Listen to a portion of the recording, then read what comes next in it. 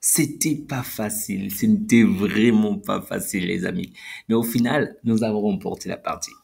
Donc, c'est sur un score de 2 buts à 1 que le Barça s'impose face au Valence à l'extérieur. Et ça, c'est vraiment un point à souligner parce que la saison dernière, on avait commencé avec un match nul à l'extérieur, mais aujourd'hui, on s'est imposé. Bravo, bravo, bravo à Flick. Les amis, bonsoir, j'espère que vous allez bien et que vos proches également. La fois dernière, je crois que ça devait être pendant le match du Paris Saint-Germain ou celui du Real, je disais qu'on avait besoin des attaquants, même lorsqu'ils ne brillent pas, ne parviennent à marquer, comme j'avais pris l'exemple de Mbappé qui pouvait marquer 30 buts. Et je disais que Lewandowski est malheureusement sur la mauvaise pente parce qu'il ne réussit pas à le faire, ce qu'il faisait autrefois. Aujourd'hui, j'ai quand même retrouvé ce Lewandowski-là, buteur, ok. Il n'a pas été fameux, il n'a pas été excellent, mais au moins il a marqué. Et c'est ça que moi j'attends de la part de Lewandowski. Je m'attends pas à ce qu'il fasse des passements de jambes, qu'il fasse des passes extraordinaires. S'il peut participer dans le jeu, tant mieux. Mais s'il n'est pas en mesure de le faire, moi je m'attends à ce que même lorsqu'il fait un mauvais match, qu'il marque ou qu'il fasse marquer. Et aujourd'hui, il a été 2 fois buteur. Ok, le second sur penalty, mais le premier, c'était vraiment le but qu'il fallait qu'il marque suite à une passe de Lamine Yamal. Vraiment, bravo à Lewandowski.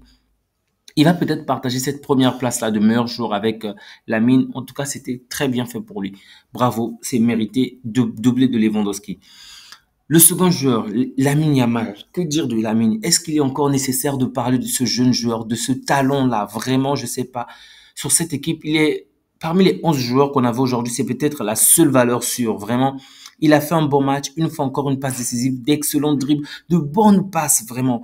Mais notre équipe n'a pas été à la hauteur pour vraiment pour pousser ce petit à se surpasser avec la manière dont il a joué aujourd'hui, si c'était le Real en face, si c'était City, c'est sûr qu'il aurait peut-être réalisé 2 passes décisives ou même marqué encore. Mais les coéquipiers qui jouent avec lui ne sont pas à la hauteur de son talent. Et du coup, ça a limité son talent, c'est ce que je veux dire. Mais il a fait un très bon match. Parlons d'un autre joueur, Torres. Oh, Ferran Torres. Ah, je vais mettre Ferran Torres et Rafinha directement dans le même panier. Même si je pense que Rafinha est un peu à excuser parce qu'il a quand même provoqué le penalty. C'était joué intelligemment, c'était un tout petit peu de la malice. C'était très bien. Mais dans l'ensemble, il est pour moi dans le même panier que Torres, ok? Il est déjà mieux que Torres, mais ce n'est vraiment pas suffisant. Pour moi, ces 2 joueurs-là ne devraient même pas être titularisés au Barça. Mais étant donné qu'on traverse une mauvaise passe financière, on est obligé de se contenter de ces 2 joueurs. Ok, Rafinha donne vraiment de sa personne. Il attaque beaucoup, il presse énormément. Il participe beaucoup dans le jeu, dans la récupération offensive comme défensive. Il est là et c'est vraiment un point positif pour lui. Mais ce n'est pas le principal but d'un attaquant. Je m'attends pas à ce qu'un attaquant puisse être le défenseur de l'équipe. C'est bien qu'il le fasse. Mais moi, ce que j'attends de l'attaquant qu'il est, c'est de déstabiliser l'adversaire, marquer des buts, faire marquer des buts, être vraiment décisif. Ok, aujourd'hui, il a eu son penalty. Bravo à lui. Mais dans l'ensemble du match, je ne suis vraiment pas satisfait des performances de ces 2 joueurs. Torres, je ne sais pas qu'est-ce qu'il fout là. Vraiment, je ne sais pas. C'est vrai que Paul Victor est encore jeune. Pablo Torre est peut-être un milieu. Il ne peut peut-être pas faire mieux en prenant la place de Torres, mais si on peut mettre d'autres joueurs à la place de Torres, vraiment qu'on le fasse. Rafinha, qu'on l'accorde encore un peu de temps parce qu'on n'a pas un véritable joueur qui peut prendre sa place. Si Félix était là, si Olmo était déjà disponible, peut-être qu'on aurait pu mettre Olmo. Mais pour l'instant, on va se contenter de.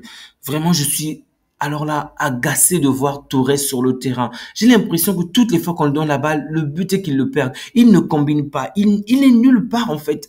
Et toutes les fois qu'il touche la balle, ça se termine mal. J'ai vu, c'était, je crois, Kurbassi qui va réussir à casser les lignes. Ensuite, je crois Bernal également va faire la même chose. Au final, on va réussir à se projeter dans le camp adverse. On va faire la passe à Torres. Il est devant la ligne, devant la surface adverse. Il n'arrive même pas à se libérer d'un seul défenseur et de tirer. On va une autre action également avec Rafinha. Et là, je crois que c'était Bernal. Une bonne passe. Il se retrouve seul dans la surface adverse. Non, non, il se retrouve dans la surface adverse. Il était pratiquement seul, mais derrière lui, il y avait un défenseur. Le défenseur va mettre un tout petit peu de la pression. On va récupérer la balle et vraiment l'empêcher même de tirer. C'est pas possible. Je peux comprendre qu'en face, il y a un grand gardien qui a fait un très bon euro. Ok, il peut être impressionnant, mais ne pas réussir à se séparer d'un seul défenseur et pas qu'une seule fois. Bon sang, Lorsque je vois des attaquants que nous avons, j'ai mal au cœur, vraiment j'ai mal. Je me souviens de Ronaldinho, je me souviens des joueurs qu'on avait qui facilement, de Neymar, qui facilement pouvaient se séparer, effacer des joueurs, vraiment. C'était tellement simple pour eux. Avec les attaquants que nous avons aujourd'hui, là, Yamal mis de côté. Même faire un petit dribble, c'est tellement complexe pour eux parce que même lorsqu'ils ont un seul défenseur, les mecs ne savent pas quoi faire. Ils attendent constamment qu'une personne vienne de l'arrière alors que c'est une action offensive. On est censé être pressé, rapidement se projeter et marquer. Eux, ils ne savent pas. Il suffit que l'adversaire mette un tout petit peu de pression, que l'adversaire souffle un peu sur leur nuque et voilà qu'ils perdent complètement les idées. Vraiment, nos attaquants d'aujourd'hui, bof. J'ai pas grand espoir pour eux. C'est pourquoi j'aimerais vraiment que notre situation financière s'améliore pour qu'on puisse prendre d'autres attaquants. J'espère que le Camp Nou va rapidement se terminer pour nous rapporter des fonds afin d'acheter d'autres joueurs parce que les attaquants que nous avons aujourd'hui ne méritent vraiment pas d'être titularisés.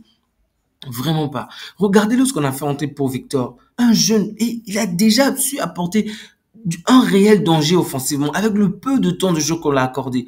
Et pourtant, on a vu Rafinha avoir plus d'une heure de jeu, pratiquement rien faire. On a vu Torres être sur le terrain plus fantomatique que lui, tu meurs. Vraiment, c'est pas croyable.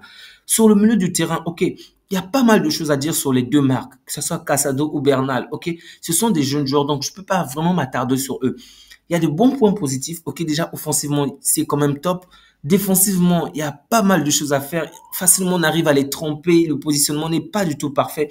Mais il y a quand même de très bonnes pistes. Ok, et je peux comprendre que Flick ait essayé de mettre ces deux joueurs-là par rapport à notre situation. Ok, mais les titulariser dans des grandes rencontres, je ne suis vraiment pas pour cela. Mais toutefois, c'est le début du championnat. On a pas mal de joueurs indisponibles. Donc, c'est déjà mieux qu'ils puissent s'acclimater avec le groupe. Ça, c'est déjà une très bonne chose. J'espère vraiment qu'ils vont rehausser le niveau parce que on s'attend à beaucoup plus de la part de ces joueurs-là.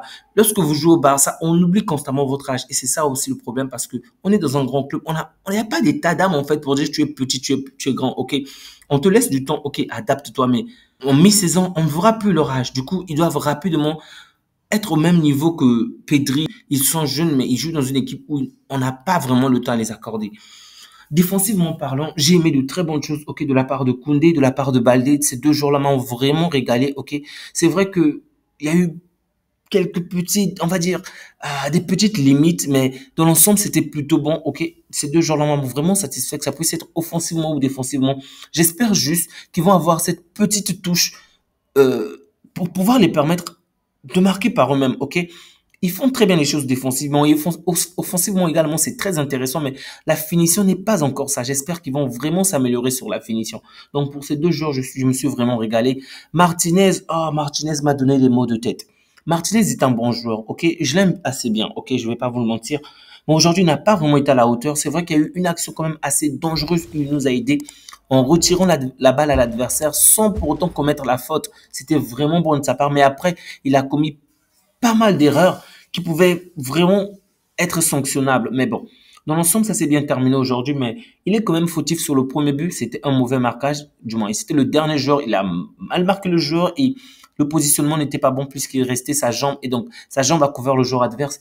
Le premier but aussi est en partie causé par Koundé parce que l'espace qu'il a laissé entre le passeur et le buteur était un peu trop large, du moins. L'espace qu'il a laissé face au joueur qui était devant lui était un peu trop large et du coup la passe décisive a été assez simple à faire. Donc j'espère que Koundé également ne va plus commettre ce genre d'erreur, mais lui je peux comprendre. Ok, en face de lui il avait un Diogo Lopez qui était assez bien positionné, donc peut-être qu'il craignait de se prendre un petit crochet, donc ça peut se comprendre, mais dans l'ensemble j'aurais vraiment souhaité qu'il puisse restreindre l'espace avec Diego Lopez. Peut-être que ce dernier ne devait pas réussir à faire cette passe-là. Bon, revenons sur Kourbassi. Bon, lui, je suis un peu mitigé parce que il a réalisé une action vraiment, alors là, très importante.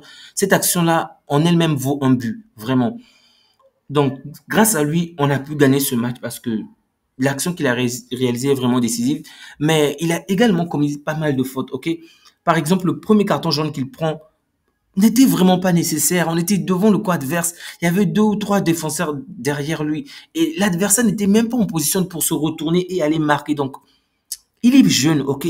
C'est un problème d'expérience. J'espère qu'il aura une meilleure malice. Vraiment, c'est dans ce cas-là que j'aime voir Carvajal parce que Carvajal aurait pu commettre une faute sans être sanctionné, ok? Il aurait pu pousser l'adversaire à perdre la balle sans être sanctionné. Bref, il faut du temps. Certainement, il va s'améliorer parce que c'est un bon joueur et il est quand même assez intelligent. Mais il y a toujours ces petites choses-là qu'il faut déjà améliorer. Donc, sur le côté, on va dire, il manque encore. Il n'est pas assez.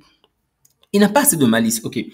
Donc, le carton jaune qu'il prend est quand même mauvais parce que ensuite il va continuer à commettre des fautes. Et c'est là que je pense que l'arbitre a quand même été un tout petit peu laxiste, ok? Il faut être impartial et je dois le dire, à sa place, un autre arbitre aurait pu donner Kourbassi un carton rouge aujourd'hui parce que après Kourbassi a quand même commis encore deux autres fautes, ok? Et c'était quand même sanctionnable, mais l'arbitre a laissé jouer, ok? Tant mieux, merci à l'arbitre, mais un autre pouvait le sanctionner, donner un carton rouge. Et d'ailleurs, on l'a vu, une fois qu'il va commettre la dernière faute au centre du milieu, ben qu'est-ce que le flic a fait? Le flic l'a rapidement sorti parce qu'on a senti que il pouvait faire en sorte que l'adversaire puisse obtenir, du moins, il pouvait être sanctionné d'un autre carton jaune parce que c'était vraiment à la limite. Et bon, l'arbitre a été clément envers lui.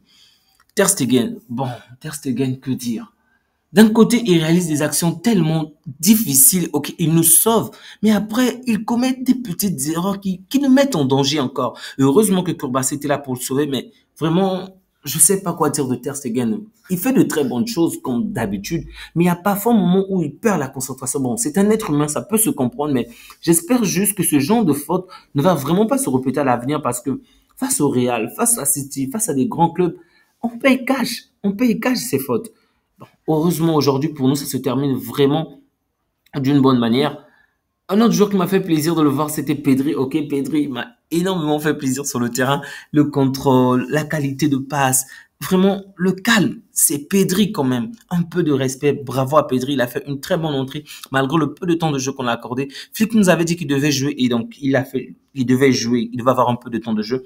Il l'a fait. C'était une très bonne chose. Même si je pense que pour Pedri, si vous suivez cette chaîne, vous savez déjà ce que je le reproche. Dans les dernières lunes, lui également, il n'est pas assez offensif, un peu comme Olmo pourrait le faire aujourd'hui. Donc, j'espère juste que Pedri va s'améliorer parce qu'en fin de match, je pense, c'est en fin de match, il va se procurer une bonne occasion. Il pouvait terminer l'occasion par lui-même, ok? Mais au final, il va rechercher, je crois, c'était soit pour Victor ou Rafinha, je pense, ouais. Il pouvait terminer l'occasion, il pouvait tirer à distance, mais au final, il va rechercher un dernier jour pour faire la dernière passe. Et donc, en réalisant cette dernière passe-là, la balle a été interceptée. Et donc, du coup, ça n'a pas abouti. Donc, j'aurais vraiment souhaité qu'il ose, en fait, qu'il va davantage oser. OK. Il a le talent nécessaire pour le faire. Donc, je n'en doute pas qu'il puisse être capable de se surpasser, en tout cas.